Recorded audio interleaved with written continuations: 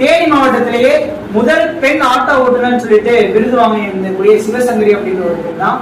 இவர் அவங்களுடைய கணவர் ஞானசேகரன் சொல்லிட்டு அவங்க பிசிக்கலி சேலஞ்சு பர்சன். ஒரு கையே அவருக்கு இல்ல, ஆக்சிடென்ட்ல விபத்தாகி அது இறந்துட்டாரு. ஸோ இவங்க 2 பேர் மேலுமே தேனி மாவட்ட காவல்துறை, அதாவது குறிப்பா பாத்தீங்கன்னா பழனி செட்டிப்பட்டி காவல் நிலையத்துல ஒரு பொய்யான எஃப்ஐஆர் பதியப்பட்டு சொல்லிட்டு நம்மகிட்ட சொல்றாங்க.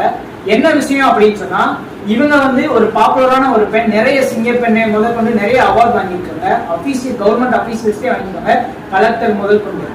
சோ இந்த மாதிரி அவங்க புகழா இருக்கிறது அவங்களோட ஃபேமிலிக்கு பிடிக்காம, ஒரு பெண்ணா இருந்துட்டு இவ்வளவு தூரம் நீ பண்ணக்கூடாது, வீட்டை விட்டு வெளியே போக கூடாது, அந்த மாதிரி அவங்க மாமியாரால கொடுமைக்கு உள்ளாக்கப்பட்டாங்க. மற்றும் இவங்க கணவனுடைய தம்பி ஒய்ஃபும் இவங்க மேல ரொம்ப இதா இருந்திருக்காங்க. சோ அதுக்காக மோட்டிவ்ல இவங்க மேல ஒரு பொய்யான ஒரு கம்ப்ளைண்ட் கொடுக்கப்படுதுன்னு சொல்றாங்க.